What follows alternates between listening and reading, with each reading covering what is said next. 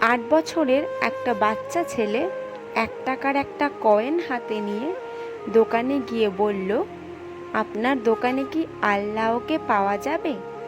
দোকানদার একথা শুনে কয়েনটি ছুঁড়ে ফেলে দিয়ে তাড়িয়ে দিল ছেলেটিকে। ছেলেটি পাশের দোকানে গিয়ে 1 টাকা দিয়ে চুপচাপ দাঁড়িয়ে রইল। দোকানি বলল, এই ছেলে, 1 টাকা দিয়ে কি চাও তুমি?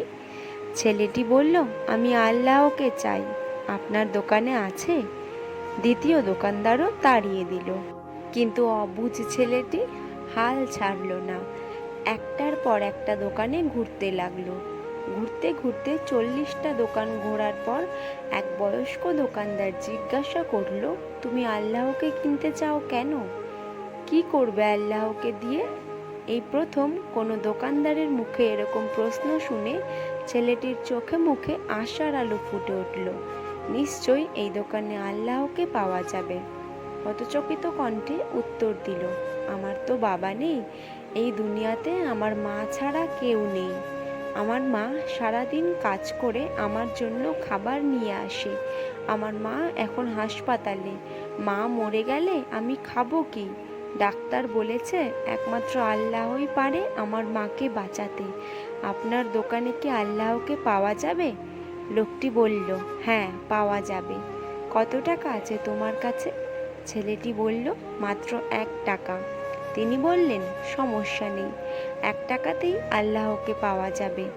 দোকানদার বাচ্চাটির কাছ থেকে 1 টাকা নিয়ে খুঁজে দেখল 1 টাকায় 1 গ্লাস পানি ছাড়া বিক্রি করার মতো কিছুই নেই। তাই ছেলেটিকে ফিল্টার থেকে 1 গ্লাস পানি ধরিয়ে দিয়ে বলল, এই পানিটা খাওয়ালেই তোমার মা সুস্থ হয়ে যাবে। পরের দিন একদল মেডিকেল স্পেশালিস্ট ঢুকলো সেই হাসপাতালে। ছেলেটির মায়ের অপারেশন হলো। খুব দ্রুতই তিনি সুস্থ হয়ে উঠলেন।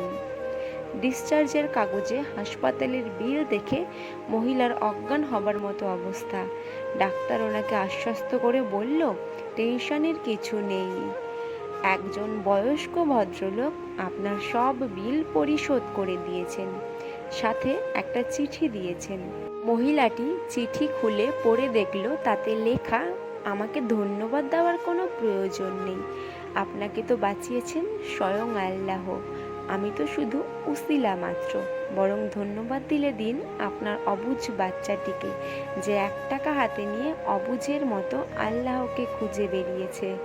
তার বুক ভরা বিশ্বাস ছিল একমাত্র আল্লাহই পারে আপনাকে বাঁচাতে। এর নামই বিশ্বাস, এর নামই ঈমান। আল্লাহকে খুঁজে পেতে কোটি টাকা দান খয়রাত করতে হয় না। বিশ্বাস নিয়ে মন থেকে খুঁজলে 1 টাকাতেও পাওয়া যায়। বইয়ের পাতা মানুষকে যা শিক্ষা দেয়, জীবনের পাতা তার থেকেও অনেক বেশি কিছু শিখিয়ে দিয়ে যায়। জন্ম নেওয়াটা ভাগ্যের ব্যাপার, মৃত্যু হওয়া সময়ের ব্যাপার, কিন্তু মৃত্যুর পরেও মানুষের মনে বেঁচে থাকা কর্মের ব্যাপার। শিক্ষিত হয়ে যদি ঠিককে ঠিক, ভুলকে ভুল বলার সাহস না থাকে, তবে আপনি সমাজের বোঝা ছাড়া আর কিছুই নন। আপনার সমস্ত শিক্ষা মিথ্যা। কাউকে দুঃখ দিয়ে বেঁচে থাকার চেয়ে দুঃখ নিয়ে বেঁচে থাকা অনেক উত্তম। কারণ নিজের কষ্টের জন্য কারো কাছে জবাবদিহি করতে হয় না, কিন্তু অন্যকে কষ্ট দিলে জীবনভর তার অভিশাপ মাথায় নিয়ে চলতে হয়। পৃথিবীর সবচেয়ে পুরাতন যন্ত্রের নাম ষড়যন্ত্র, যা যুগের পর যুগ সার্ভিসিং ছাড়াই চলে। 1 কেজি সোনার মূল্য 50 লক্ষ টাকা, 1 কেজি সাপের বিষের মূল্য 4 কোটি টাকা। ফ্যাক্ট হলো, এই সমাজে ভালো মানুষের চেয়ে বিষাক্ত মানুষের দাম অনেক বেশি। মন খারাপ, খুব অসহায় লাগছে, তবে কথাগুলো মিলিয়ে নিন, দেখুন তো সত্যি কিনা।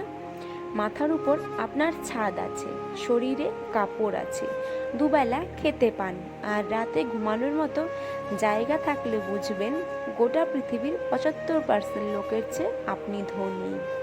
পকেটে যদি কিছু টাকা থাকে, আপনি আপনার পছন্দ মতো কিছু কিনতে পারেন, যেখানে খুশি যেতে পারেন। তবে জানবেন, গোটা পৃথিবীর 20% বৃত্তশালীদের মধ্যে আপনি একজন। সুস্থ সবল রোগবিহীন শরীর নিয়ে যদি আপনি আজকের দিনটাতে বাঁচতে পারেন, ভাববেন পৃথিবীর লক্ষ লক্ষ মানুষের মধ্যে আপনি ভাগ্যবান। জীবনটা পাওয়া না পাওয়ার হিসেব মিলানোর স্থান নয়। আসুন আজ থেকে অভিযোগ না করে উপভোগ করি জীবনটাকে। পৃথিবীতে সবচেয়ে সুন্দর দৃশ্য হলো কাউকে হাসতে দেখা। তার চেয়েও ভালো লাগবে যদি আমি জানতে পারি আমার কারণেই একজন মানুষের মুখে হাসি ফুটেছে। প্রয়োজনের চেয়ে বেশি সঞ্চয় করেছি, তবে টাকা নয়, কিছু বাস্তব অভিজ্ঞতা। 3 জায়গায় কখনো নরম হবেন না। 1, সত্যি কথা বলতে। 2, মা বাবাকে কেউ গালি দিলে।